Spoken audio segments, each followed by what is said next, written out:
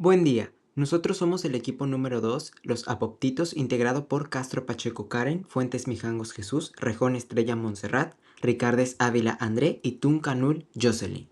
El tema asignado es la medicina en la Edad Media, de los siglos IV al XV. El Imperio Romano se dividió en dos durante la hegemonía de Constantino, pero desde el reinado de su predecesor Diocleciano se había implantado la tetrarquía que separaba al imperio en 4 regiones. Entre los muchos cambios que realizó Constantino, deben destacarse la fundación de la ciudad de Constantinopla y la adopción del cristianismo como religión oficial del Estado. Finales del siglo V después de Cristo. El caos político, episodios de hambruna o miseria, así como una serie de epidemias contribuyó a generar un ambiente favorable al crecimiento o retorno de las religiones paganas. El mundo era el campo de guerra entre la luz y la oscuridad, bondad y maldad, espíritu y materia. El hombre debía vivir una vida pura. El culto a Esculapio, dios de la medicina, no solo se conservó, sino que incrementó su prestigio. Fue la última religión pagana en sucumbir al cristianismo. Plagas como la de Osorio, e incluso la plaga de sarampión, contribuyeron a que los cultos tradicionales a las deidades romanas se abandonaran. Medicina religiosa cristiana. El derrumbe de la cultura romana, sufrimiento constante y miedo a la muerte produjeron una desmoralización generalizada. Creció la desconfianza entre los médicos y la gente se volcó a ritos mágicos y creencias sobrenaturales. La religión cristiana se presentaba como una oportunidad de salvación para los humildes y más desesperados. Cristo era médico de cuerpo y almas. La práctica de esta forma de medicina se consideraba como un deber de caridad, pero no incluía la investigación de las causas de la enfermedad. Los cristianos atendían a los enfermos a pesar del peligro que había de contagio. Entre los recursos terapéuticos incluían el rezo, la unción con aceites y el toque de la mano de un santo. El culto a los santos formó parte importante de este periodo. Los primeros médicos cristianos beatificados fueron los gemelos Cosme y Damián, perseguidos y decapitados. Medicina. Imperio bizantino. Durante esta etapa de la medicina se desarrolló bajo la autoridad de la Iglesia Católica, que sostuvo el principio de autoridad suprema. Su práctica se basaba en las enseñanzas de Jesús, para quien auxiliar a un enfermo era un deber cristiano. La fe dominaba todo, incluyendo la razón o realidad. Su objetivo esencial es la ayuda al prójimo, pues es acto de caridad. Los hospitales públicos aparecieron. El primero fue fundado por San Basilio. La medicina se convierte en una práctica racional a quedar dominada por la religión. Medicina árabe. La conservación de muchos escritos se debió a los nestorianos, que huyeron de Alejandría y encontraron asilo en Jundí, Shampur. Al ser conquistada por los árabes, convirtieron la universidad principal en un centro de educación médica.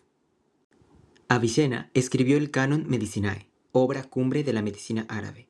Este se divide en 5 tomos: la teoría de la medicina, medicamentos, enfermedades locales y tratamiento, enfermedades generales o quirúrgicas y forma de preparación de medicamentos. Los árabes fueron pioneros en la organización de servicios sanitarios. Desde el siglo IX se fundaron hospitales como el Bagdad, que no solo atendían pacientes, sino que también formaban médicos mediante exámenes rigurosos. Estos hospitales contaban con salas especializadas, cocinas, bodegas y bibliotecas médicas impresionantes, como la de Córdoba, con más de 100.000 volúmenes. La práctica médica estaba regulada por la ISBA, y aunque la disección anatómica estaba prohibida, se aprendía a través de libros. Médicos como Avicena y Gibril fueron altamente valorados. Respecto a la medicina monástica, en Europa durante el siglo VI, los monasterios fueron los únicos refugios para la medicina y la cultura. Montecassino y Esquilacio fueron centros destacados. Por otro lado, Carlomagno impulsó la educación médica en el Sacro Imperio Romano, pero con el tiempo, los concilios prohibieron la práctica a los monjes. Surgieron entonces órdenes como los Caballeros de San Juan, que fundaron hospitales en Jerusalén, Rodas y Malta, transformándose en instituciones médicas y militares. La escuela de Salerno, fundada en el siglo IX, fue un ejemplo de convivencia cultural entre árabes, judíos, griegos y latinos. Se convirtió en un centro médico secular, con textos como el Antidotarium y el Pantegni, traducciones de obras árabes al latín. Su obra más famosa fue el Regimen Sanitatis Salernitanos, un texto versificado sobre salud que tradujo a múltiples idiomas y tuvo gran influencia en Europa. En la práctica médica medieval, hasta el siglo XV, la medicina se basaba en la teoría humoral, astrología y observación de fluidos corporales como la orina y la sangre. La sangría era una práctica común, guiada por principios anatómicos y astrológicos. La disección humana fue autorizada por papas como Sixto IV y cirujanos como Guillermo Saliceto modernizaron la cirugía medieval. Tratamiento. Se reducía a 4 medidas generales. 1. La sangría, realizada con la idea de eliminar el humor excesivo responsable del desequilibrio. La dieta, para evitar que a partir de los alimentos se siguiera produciendo el humor. Se basaba en las restricciones alimentarias sin indicaciones precisas. Purga, para facilitar la eliminación del exceso del humor causante de la enfermedad. Drogas de muy distintos tipos, obtenidas la mayoría de diversas plantas. Al igual podemos agregar los exorcismos, en el que el sacerdote sustituía al médico. Eran importantes en el manejo de trastornos mentales. La creencia de los poderes curativos de las reliquias. Ejemplo de esto era el toque de la mano del rey, que curaba la tuberculosis. Cirujanos y barberos. Los médicos no practicaban la cirugía, esta estaba en manos de los cirujanos y de los barberos. Los cirujanos no asistían a las universidades, no hablaban latín y eran considerados gente poco educada y de clase inferior. Sus principales competidores eran los barberos, que además de cortar el cabello, vendían ungüentos, sacaban dientes y aplicaban ventosas.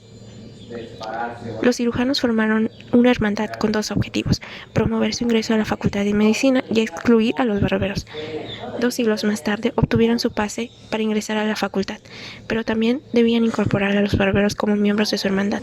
De esta manera, médicos, cirujanos y barberos debían registrarse y pasar exámenes en las escuelas de medicina de las universidades. Finales de la Edad Media. En el campo de la medicina destacan dos precursores interesantes pero muy distintos: Fernel y Paracelsus. Fernel fue un filósofo, matemático, astrónomo y médico, esto último por razones económicas y en lo cual tuvo gran éxito. Se destacan 3 obras en que él escribió. Aportaciones. En los libros 5 y 6 de medicina, Fernel se desprende de sus lastres medievales y adopta una postura moderna frente a la patología.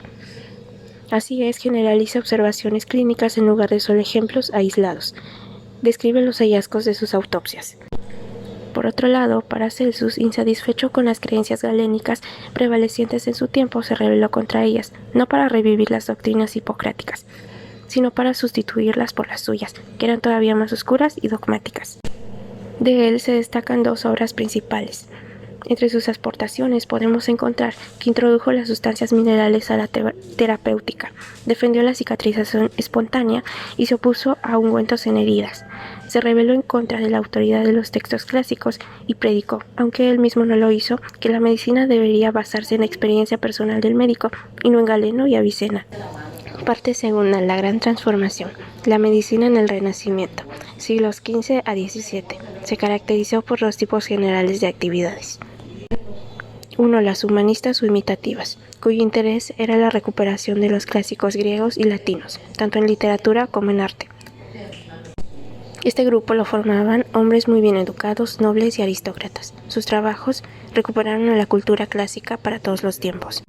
2. Las científicas o no imitativas, cuya mirada estaba dirigida no al pasado, sino al futuro. Los científicos, llamados una vez bárbaros y analfabetos, a pesar de esto su trabajo contribuyó mucho más que el de los humanistas a la transformación del mundo medieval en moderno. Factores que influyeron en la evolución de la medicina. La invención de la imprenta hizo accesibles las ideas clásicas a una población mayor y su influencia se incrementó cuando los libros se imprimieron en idiomas nacionales. El descubrimiento del Nuevo Mundo. La duplicación del tamaño del mundo conocido y la existencia de grandes grupos humanos con culturas e historias nuevas e independientes de las europeas cambió la mentalidad del hombre medieval. La nueva cosmología. Esta contribuyó a destronar a la Tierra del centro del mundo y al hombre como la criatura más importante. Fractura de la hegemonía religiosa y secular de la Iglesia Apostólica Católica y Romana. Esta se dio mediante la Reforma y surgimiento de la Iglesia Protestante en Alemania en 1517, y a las 95 tesis sobre la venta de las indulgencias de Lutero, que inició el resquebrajamiento progresivo de la autoridad eclesiástica. El concepto secular del Estado.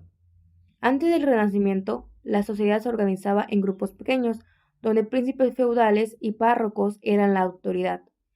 Después, esta estructura cambió gracias a este concepto secular del Estado.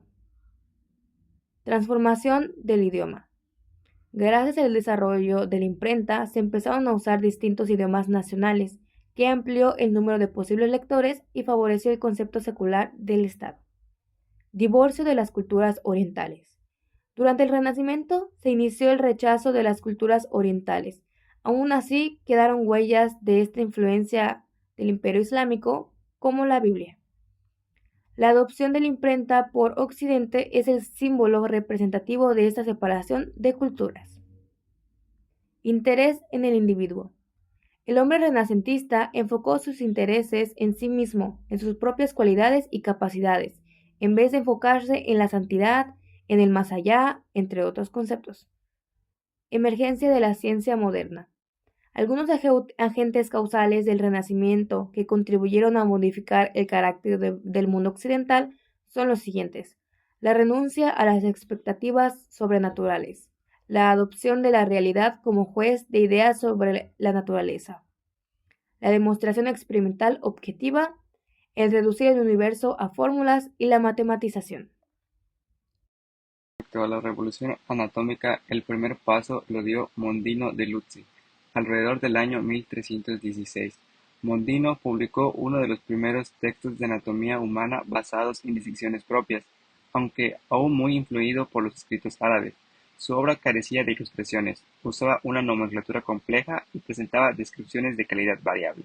Sin embargo, su trabajo representa el primer paso hacia una anatomía basada en la observación directa.